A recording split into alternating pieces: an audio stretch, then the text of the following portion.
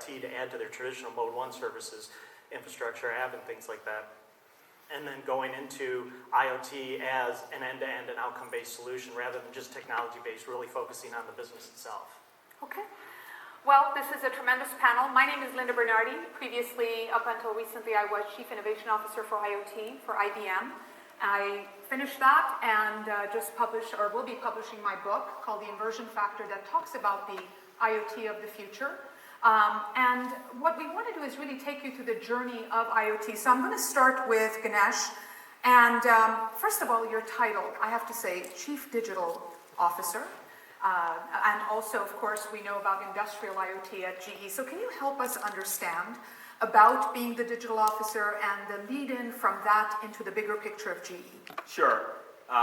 So, when GE called me about 4 years ago, they didn't call me for this job. I actually sold them during my interview, and all my friends in the Valley asked me, what the heck is a Chief Digital Officer?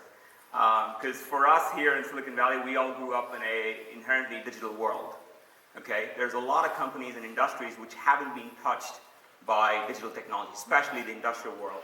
If you look at GE, we're a 125-year-old company in energy and healthcare and aviation and oil and gas, and many of these industries, if you look at across the world, through the 90s and the 2000s, industrial productivity had, come down from what was 4% to 1% by 2011, and almost less than 1% now, or come to a crawl, right? Because a decade or a couple of decades of this deploying traditional software hasn't yielded any productivity and value. In all of these asset-centric industries, the data and the assets are the key to unlock the productivity. So we started on that journey by building our own purpose-built platform that we call Predix, and it's our industrial IoT platform. And so my job as Chief Digital Officer is twofold. One is being the CEO of our largest digital business across the power and utility sector, which adds up to an overall business in GE that we call GE Digital. Last year we did about close to $4 billion, a little more than $4 billion in digital orders.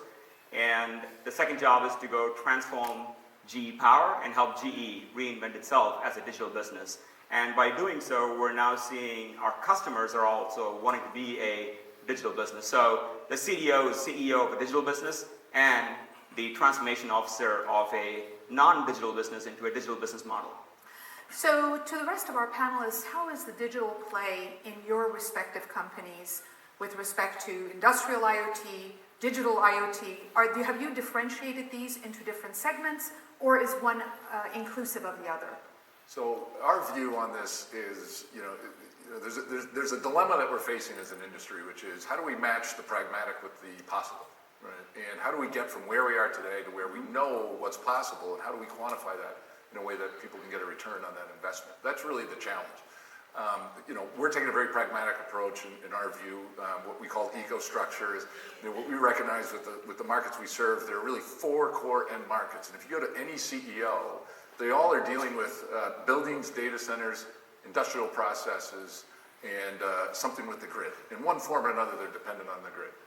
And how does that all come together in some way as an overall IoT solution for a CEO level guy, but then at the same time for each of the guys that are dealing with it on a day-to-day basis with industrial IoT, or whether it's in data centers, they've all got unique needs.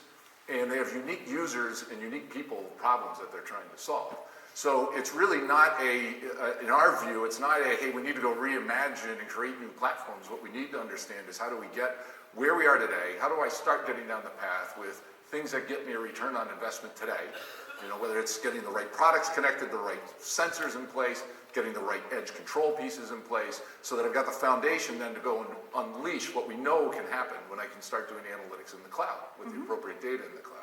And that's really the challenge that we're putting forward with EcoStructure, is how do you get a very pragmatic approach, build off of what we have today, and start unlocking in a very economical way the possibilities that we know are there for the future. So, excellent. Any other comments on the same topic between digital and industrial, and whether there's a demarcation in your business? I think the main challenge that we've noticed at Avnet is that we need to create a bridge between people not talking the same language.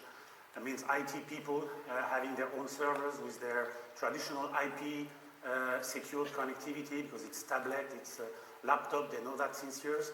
And now we have people coming from the electronic side trying to connect devices that are in certain cases not even IP based. So the people from the IT side are quite scared about seeing all those sensors connected into their cloud or servers.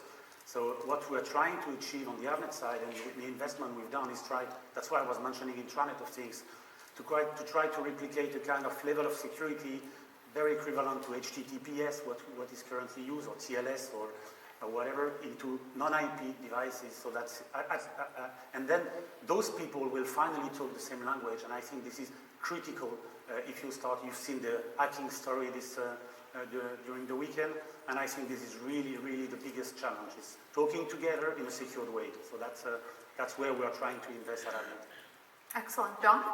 Yeah, I think, the businesses that we serve and I think are, like everything else, are a hybrid of analog and digital, right? People are inherently analog, but we all crave access to real-time information, real-time control.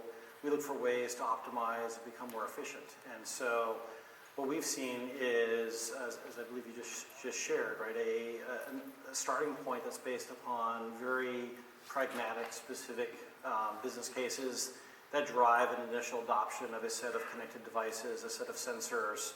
But then once that's in place, once that foundation is there, then it's possible to unleash a whole new set of benefits and capabilities, new connected devices, and really help the business innovate and reinvent itself. Okay. Any comments, Justin, from the HCL perspective? Well, so going back to the security perspective and being able to communicate that way, it's not just from the secure communications in and outside of an organization, but it's actually creating that communication across the ecosystem within the organization as well. Because when you start to break down those silos and get that shared information across from one end to the other, it'll help drive quality issues, design issues, manufacturing issues. And so I think the bigger answer is communication in general, both secure as well as clean communication, so everybody's seeing the same type of information in a timely manner, saying pretty much the same thing. So we are referring to some level of transparent and secure communication, as well as integration, and we'll come to the integration component, as well as a little bit, Philippe, on the European components might be different. So Kevin, sort of help the audience understand when we say Schneider Electric and industrial IoT, what should they be thinking?